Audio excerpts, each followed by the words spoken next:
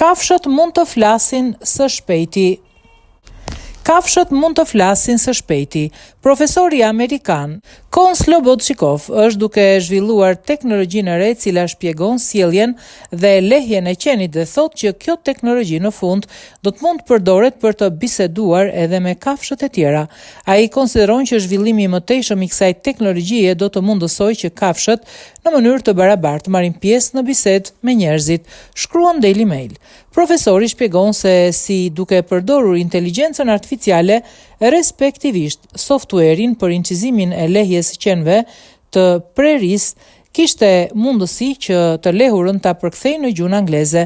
Ai e kishte ditur që qenë e preris i paralajmërojnë antarët të tjerë të tufës së tyre për rreziqet potenciale, çka i ka shërbyer si bazë në hulumtimin e tij.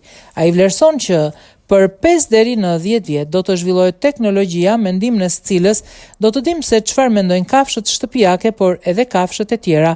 Kjo teknologji me siguri do të ndryshojë botën, sepse një numër i madh i njerëzve në shtëpitë e veta kanë qen ose mace. Profesori po ashtu shton